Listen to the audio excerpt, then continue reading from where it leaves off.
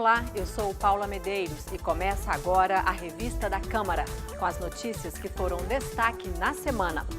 Na última votação do ano, no plenário Ulisses Guimarães, deputados aprovam a criação de um plano nacional para a redução de mortes e lesões no trânsito. Governadores do Rio e de Minas pedem ao presidente da Câmara a aprovação de um projeto que trata da dívida dos estados. Rodrigo Maia cobrou deles compromisso com as reformas. E você vai ver também. Comissão Especial do Marco Regulatório do Transporte Rodoviário de Cargas aprova o relatório final. Veja o que deve mudar no setor. Comissões da Câmara debatem o destino de 3 bilhões de reais em multas devidas pela Telefônica Vivo, que devem virar investimento em banda larga. O Papai Noel chegou mais cedo aqui na Câmara e entregou presentes para alunos de 3 escolas públicas do Distrito Federal.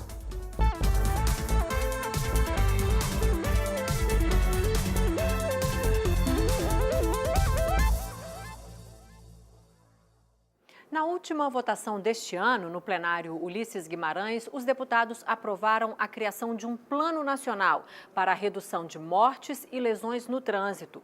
Também foram aprovadas propostas que tratam de transporte aéreo e educação. Dini Moraes mostra como foi. Deputados aprovaram uma série de projetos que transformam em universidades federais independentes 4 unidades de ensino superior que já funcionavam em Goiás, Mato Grosso e Piauí. A mudança abre as universidades federais de Catalão, Jataí, Rondonópolis e Delta do Parnaíba. Também foi colocado em votação um projeto de acordo internacional assinado entre Dilma Rousseff e Barack Obama, quando ela era presidente do Brasil e ele dos Estados Unidos. O projeto prevê a abertura do mercado de aviação entre os dois países. O que este projeto prevê é um tipo de convênio com a indústria estadunidense, que tem uma estrutura aeroportuária maior do que a brasileira e que vai ter, inclusive, se aprovado este convênio, esse PDC, terá a possibilidade de fazer escalas internas no Brasil. Ou seja, vai disputar com as nossas empresas, as empresas nacionais, o espaço interno e os voos domésticos. O mérito eu acho bom, é pelo cidadão. O cidadão vai pagar mais barato e sempre que se abre mais o mercado, se cria maior competição, gera-se maior número de empregos. Essa matéria está 1 ano parada, pelo menos comigo, eu acho que está na hora de votar, ela não tira, do meu ponto de vista, o mercado de algo que não é de 2011 o acordo, não está voando, está andando esse projeto. É importante que a gente diga aqui que enquanto a gente não tiver aqui no Brasil os voos low cost, nós não teremos o barateamento do preço das passagens. Se fosse para baixar tarifas, tinham baixado as tarifas com a cobrança das bagagens, pelas companhias aéreas nacionais. Apesar das divergências, o acordo entre Brasil e Estados Unidos na área da aviação foi aprovado e agora segue para o Senado. Nesta que foi a última sessão de votações do ano aqui no plenário da Câmara, os deputados também aprovaram a proposta que tem o objetivo de reduzir pela metade o número de mortos e feridos no trânsito. Por ano, cerca de 50 mil brasileiros morrem e 400 mil ficam com sequelas para toda a vida por causa desse tipo de acidente. Esse projeto agora vai para a sanção presidencial. O Brasil pouco fez nesse período, senhor presidente. E esse projeto é uma resposta. Nós estamos estabelecendo que municípios possam nos fornecer números e os estados políticas públicas e desta forma vamos contribuir para que isso seja mudado na história brasileira. Os governadores do Rio de Janeiro e de Minas Gerais vieram pedir ao presidente da Câmara a aprovação de um projeto que trata da dívida dos estados. Rio, Minas e o Rio Grande do Sul passam por sérias dificuldades financeiras e tentam, com a União, mais recursos para enfrentar a crise. Rodrigo Maia cobrou o maior engajamento dos governadores com a redução dos gastos públicos e o apoio às reformas. Além de recursos da União, os governadores Luiz Fernando Pezão, do Rio de Janeiro, e Fernando Pimentel, de Minas Gerais, pediram ao presidente Rodrigo Maia agilidade na votação dos projetos que possam resultar em mais arrecadação aos estados. O presidente da Câmara cobrou mais responsabilidade financeira aos estados e compromisso com a reforma da Previdência.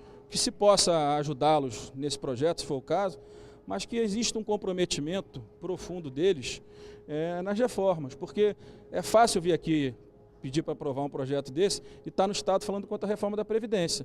Aí é muito fácil, vai colocar 3, 4 bi no caixa, faz o discurso político, se reelege, e em janeiro de 2019 é governador reeleito com o Estado quebrado. Aí volta para cá, torce para o presidente ser do partido dele, pressiona, pede para liberar mais alguma coisa. Então, esse jogo, né, esse jogo do jeitinho brasileiro tem que parar.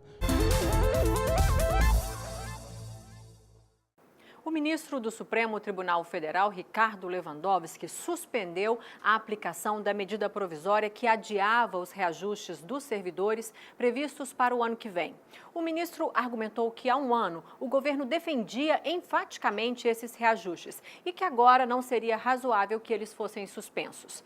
A medida provisória também aumentava de 11% para 14% a contribuição previdenciária de servidores ativos e aposentados. A liminar vai ser submetida ao plenário do Supremo no ano que vem, depois do recesso do Judiciário. Aqui na Câmara, os deputados comentaram a decisão do ministro Lewandowski. Primeiro, uma intervenção no outro poder. Deixa o Congresso resolver essa medida provisória. Segundo, decisão corporativista, egoísta e opulenta. Ele não pensou nos pobres, nas pessoas que têm fome, têm frio, não têm teto, no desempregado, no empresário que não quer demitir, no empresário que não pode pagar mais imposto. Ele simplesmente pensou no andar superior do serviço público, que não quer contribuir com um pouquinho mais. Colocar rombo nas contas públicas no colo dos servidores públicos não é algo que possa ser considerado razoável no meio de tantas renúncias que estão sendo concedidas pelo governo federal. Os servidores públicos federais estão tendo a garantia dos seus direitos, daquilo que foi pactuado com o governo federal, e é o aumento que já tinha sido mais do que negociado, comprometido, inclusive do ponto de vista orçamentário. Eu também concordo que suspender o aumento não é bom, mas se há uma necessidade fiscal, se não há recursos, soluções para fechamento do ano fiscal no próximo ano precisam ser dadas. Se essas estão sob liminar e se elas não forem suspensas com recurso, alguma outra economia o governo vai ter que encontrar, alguma outra fórmula. Não tem mistério, não tem dinheiro sobrando. Então, se esses 5, 6 bilhões, se essa decisão liminar for mantida depois pelo plenário, o governo vai ter que contingenciar 6 bilhões e encontrar de onde cortar esses recursos. Vai ter menos dinheiro para investimento. E numa comissão especial aqui da Câmara, o ministro do Planejamento, Diogo de Oliveira, e o presidente do Conselho Federal da OAB, Cláudio Lamáquia, defenderam o projeto que limita a remuneração dos servidores públicos ao teto estabelecido pela Constituição. O ministro do Planejamento defendeu um dos pontos principais da proposta: a definição clara das chamadas verbas indenizatórias. As únicas que podem ser acumuladas, mesmo que o total recebido ultrapasse o teto estabelecido na Constituição. Hoje, no âmbito federal, o teto é de R$ 33.700. A Constituição é bastante clara, tudo aquilo que se considera remuneratório está submetido ao teto de R$ 33 mil.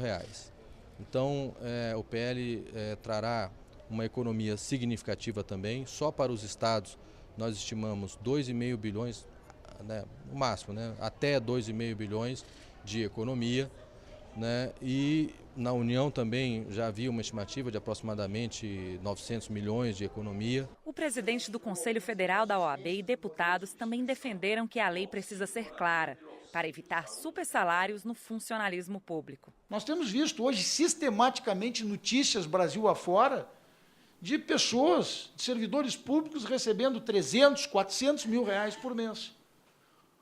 O que me impõe a afirmar que o teto constitucional virou uma verdadeira obra de ficção. É claro que deve ter verbas aí que tenham previsão legal, verbas de natureza indenizatória, que legalmente são autorizadas a furarem o teto, mas o que é certo é que a gente não pode ter dúvida daquilo que a Constituição autoriza. O relator disse que aguarda resposta aos pedidos de informação feitos a alguns órgãos, para concluir o parecer que deve ser apresentado em fevereiro. Quantos servidores recebem, ou juízes ou promotores recebem, acima do teto? Quantos? qual é o valor disto e que tipo de pagamento, seja indenização ou remuneração, é paga para poder ultrapassar desse teto. Essas informações é que nós estamos querendo. O deputado federal Paulo Maluf, do PP de São Paulo, se entregou à Polícia Federal na quarta-feira, um dia após o ministro Edson Fachin, do Supremo Tribunal Federal, determinar o início do cumprimento da pena de mais de 7 anos de prisão imposta ao deputado.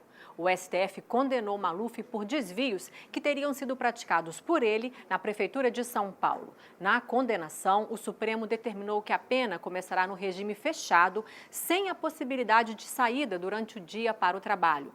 A sentença também determinou a perda do mandato do deputado. O presidente da Câmara disse que a perda do mandato de Paulo Maluf deve ser decidida pelo plenário da Câmara. A jurisprudência do deputado Donadon é que o plenário decida a cassação do mandato. Pela jurisprudência do Supremo, o plenário da Câmara tem que se manifestar. O plenário, não a mesa, o plenário. Sobre a perda de mandato. Claro, a prisão não. A prisão, a execução, a decisão do Dr. Fachin já está sendo respeitada pelo deputado Maluf. Os deputados Paulo Maluf, do PP de São Paulo, e Celso Jacob, do PMDB do Rio de Janeiro, tiveram salários suspensos, assim como todos os demais direitos que tinham por serem parlamentares, como verba de gabinete, cota parlamentar e auxílio moradia. Os funcionários dos deputados foram exonerados. A decisão da presidência da Câmara está valendo desde quinta-feira. Paulo Maluf está preso desde a última quarta por lavagem de dinheiro e Celso Jacob desde junho deste ano por falsificação de documento público e dispensa irregular de licitação na época em que era prefeito de Três Rios, no Rio de Janeiro. Ambos foram condenados pelo Supremo Tribunal Federal e cumprem pena inicialmente em regime fechado. Você vai ver daqui a pouco na revista da Câmara. Comissão Especial do Marco Regulatório do Transporte Rodoviário de Cargas aprova o relatório final. Veja o que muda no setor. O Papai Noel chegou mais cedo aqui na Câmara e entregou presentes para estudantes pobres do Distrito Federal. Eu volto já.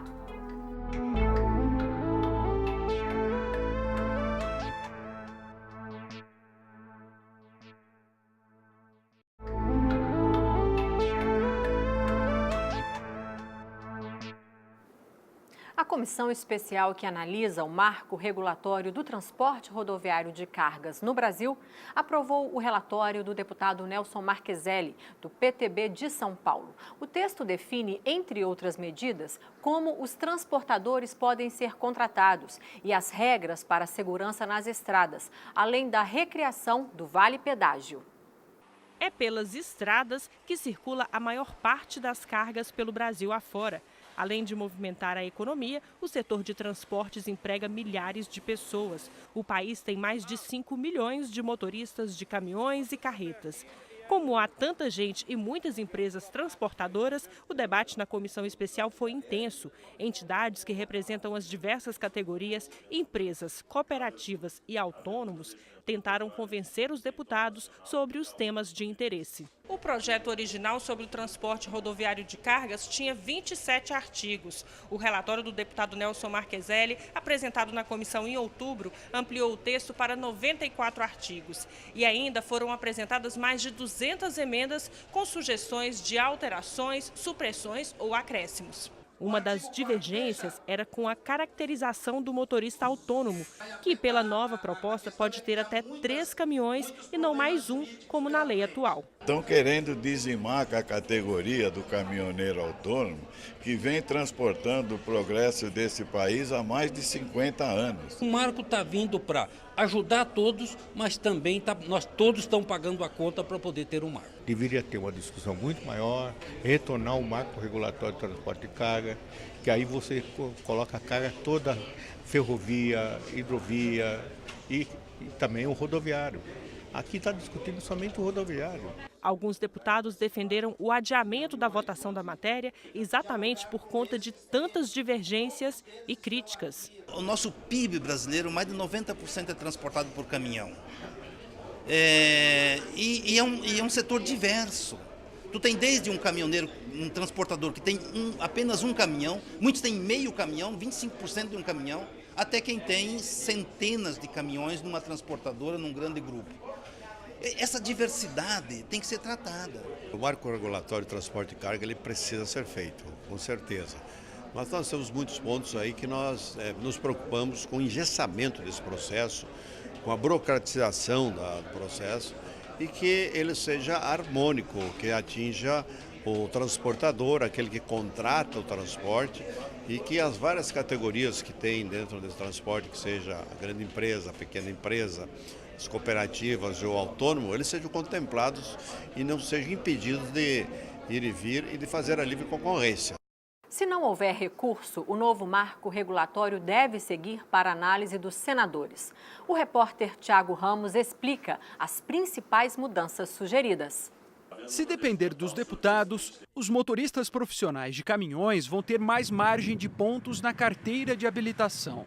O motorista comum perde a carteira se atingir 20 pontos. O motorista do caminhão terá até 40, mas ele só vai ter essa margem se não cometer infrações gravíssimas, como, por exemplo, dirigir com carteira vencida há mais de 30 dias. O marco regulatório também endurece algumas regras. Se um motorista estiver transportando, por exemplo, um produto falsificado ou roubado, além das penalidades tradicionais, ele poderá perder o registro do veículo por 10 anos. Se uma empresa estiver envolvida, ela também ficará fechada por um período igual, 10 anos. Outra novidade, o posto de combustível que vender produto adulterado também poderá ser fechado por 5 anos. O texto é um marco regulatório, ou seja, reúne pontos que estavam em resoluções e outras leis. Essa é uma mudança que consolida debates importantes para os caminhoneiros, como a não cobrança de pedágio por eixos suspensos.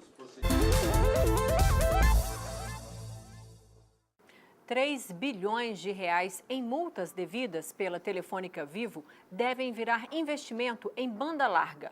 É o que prevê o termo de ajustamento de conduta negociado pela empresa com a Anatel, a agência que fiscaliza o setor. Mas tanto o Tribunal de Contas da União quanto associações de consumidores e de provedores de internet questionam os critérios da seleção de 105 municípios para onde a Telefônica propõe levar a tecnologia da fibra ótica. O assunto foi debatido na semana que passou pelas comissões de Desenvolvimento Econômico e de Defesa do Consumidor aqui da Câmara. Em Conselho Lafayette existem 5 operadoras grandes e 8 provedores, ou seja, são 13 competidores só nessa cidade. O que é que a Telefônica vai fazer nessa cidade de inclusão digital? Não existe nada para ela fazer. Hoje, a penetração de banda larga em Marabá é de 2%. Tem internet em Marabá? Tem. Provavelmente em alguma rua onde moram as pessoas mais ricas, mas esse TAC o que faz é obrigar a Telefônica a estender a rede em praticamente toda a cidade. Em outubro de 2016, a Anatel e a Telefônica, que controla a Vivo, firmaram um acordo para trocar multas da empresa por novos investimentos. Só que ele foi contestado pelo TCU e agora uma nova proposta está sendo analisada. A lista das cidades que seriam beneficiadas pelo acordo foi o principal debate travado em audiência pública da Câmara. Apesar de aprovarem a ideia de um acordo para aplicar o dinheiro das multas na infraestrutura de telecomunicações, parlamentares e associações se dividiram sobre os critérios adotados. Essa multa, ao invés de pagá-la, ela utiliza para fazer novos investimentos em áreas já cobertas por outras operadoras, nós estaríamos mutatis mutandis, nós estaríamos dizendo que a ineficiência dela gerou uma boa capacidade de investimento em áreas com as quais ela concorre. Você, de fato, utilizar recursos de uma multa, que seriam recursos de todos nós, de uma coletividade, para fazer um investimento em alguns municípios e você evitar que somente famílias de alta renda ou de classe média alta sejam privilegiados com o investimento nesse serviço de telecomunicações. O que nós queremos do Estado do Acre é que esse TAC seja imediatamente implementado.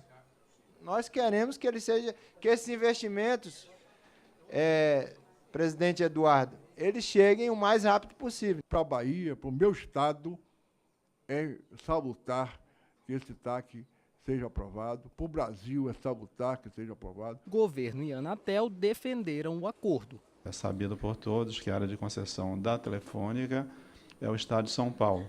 Ela está indo além do Estado de São Paulo, levando investimentos com recursos próprios para outros logradouros pelo país. Nós entendemos que a destinação desses recursos para investimento em banda larga, ao invés do recolhimento ao Tesouro no pagamento de multas, ele atende muito mais o interesse público. Os deputados que propuseram o debate não ficaram satisfeitos com as explicações sobre a proposta. Na verdade, eles não querem atender a uma demanda de ajustamento de conduta. Se eles quisessem, de fato, eles iriam para os mais de 2.000 municípios do nosso país em que não existe sequer uma forma da pessoa entrar num serviço de internet ou sequer usar o telefone, porque não pega. E em 2018, um dos temas a serem discutidos pelos deputados deve ser a privatização das empresas que compõem a Eletrobras. As comissões da Câmara já aprovaram um projeto que prevê que a população seja consultada por meio de um referendo antes que as empresas sejam vendidas. A repórter Cláudia Lemos explica. As 16 empresas do sistema Eletrobras são responsáveis por 31% da energia gerada no Brasil e 47% da distribuição. Entre elas estão a Eletronorte, a Eletrosul, a Chesf, Itaipu e Furnas. São 233 usinas hidrelétricas e de outras fontes de energia. Pelo tamanho da empresa, a proposta de privatização divide opiniões. Você privatizando, você traz novamente o recurso para o Tesouro, da venda, e ao mesmo tempo beneficia o país, porque ao ser privatizada, os compradores dessa empresa, que terão de ser brasileiros, eles vão diminuir o quadro, eles vão melhorar a eficiência, eles vão procurar fazer com que no mercado eles possam atuar mais e ter um rendimento maior. Algumas empresas podem ser privatizadas, nós temos empresas, na minha opinião, que podem ser, que estão no mercado consumidor grande, estão no mercado consumidor potente, forte, e não teriam esse problema. São pequenas distâncias com grandes consumidores.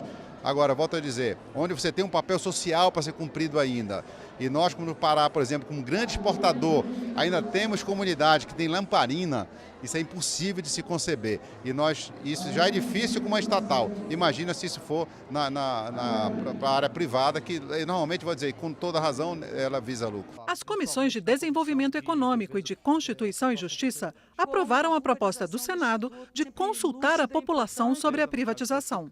Na versão aprovada, a consulta na forma de plebiscito, que seria feita antes de a privatização ser decidida no Congresso, foi substituída pelo referendo, que é feito depois de a privatização ser aprovada. É uma decisão que o cidadão tem o direito de ser escutado. Nós vamos mexer com a vida do país e vamos mexer com a vida dele. Se a população decidir que quer jogar para a iniciativa privada, essa atividade estratégica de produção de energia, aí sim toca em frente, mas não sem a legitimidade popular. O projeto de decreto legislativo que autoriza o referendo ainda precisa ser analisado pelo plenário. Parlamentares e especialistas ponderam que a ideia apresenta dificuldades, como a necessidade de informar bem a população e o custo. Ao fazer uma opção dessa, eventualmente você está queimando boa parte dos recursos que o governo pode auferir com a privatização da Eletrobras, né? Quando o povo decidiu, olha, ok, é bom, pode fazer, mas só que ele já gastou muito dinheiro para tomar essa decisão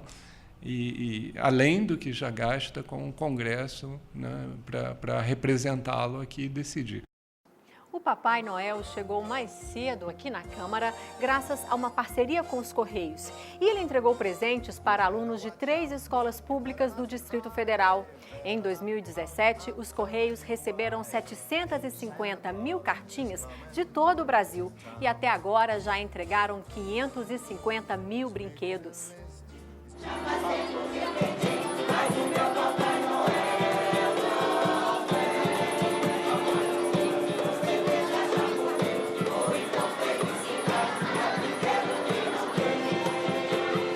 Para a felicidade de muitas crianças, o Papai Noel veio sim e chegou mais cedo na Câmara.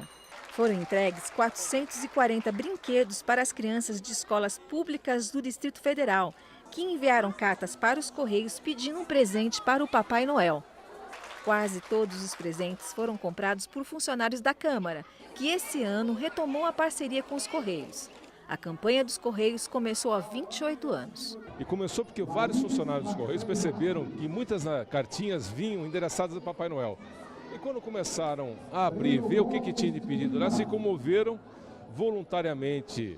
Eles iam lá dar os presentinhos, a empresa viu isso e adotou, e virou a grande campanha da empresa, que é a cartinha para Papai Noel dos Correios. É uma data de confraternização, eu também participei dela e a maioria dos deputados e funcionários também participaram. A expectativa para saber se o Papai Noel trouxe o presente desse Natal é substituída pela alegria de ver o desejo atendido pelo velhinho de barbas brancas. Na entrega na Câmara, as bicicletas foram campeãs de pedidos, mas também bonecas e muitos patins. Eu gostei muito porque é Natal, né? Cada criança tem que ganhar o que quer.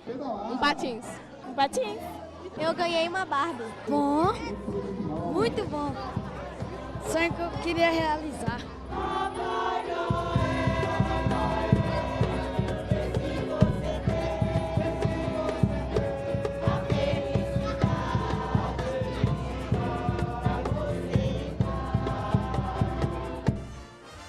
E é isso. Mais uma revista da Câmara termina e mais um ano de trabalhos também. O Congresso Nacional entra em recesso até o dia 1º de fevereiro. A partir da próxima sexta-feira, você vai acompanhar a retrospectiva do jornalismo da TV Câmara, com os principais fatos políticos que marcaram o ano aqui na Câmara dos Deputados. Vamos rever os fatos que marcaram o ano de 2017 na Câmara dos Deputados. Pela primeira vez, um presidente brasileiro no exercício do mandato foi denunciado pela Procuradoria-Geral da República por crime comum. Votaram sim, 251, não, 233. A matéria vai ao arquivo. 3 comissões parlamentares de inquérito. Manterei silêncio. Não deixa de ser um ato de covardia. E as reformas? A reforma da Previdência. Só a TV Câmara produziu mais de 70 reportagens sobre o assunto. Os deputados querem mudar as regras já para as eleições do ano que vem. Para o governo e para o Congresso, o problema era a CLT. O combate ao crime também foi prioridade em 2017. Em novembro, o plenário da Câmara aprovou uma série de propostas na área de segurança pública. Veja a retrospectiva 2017 na programação da TV Câmara e também pela internet.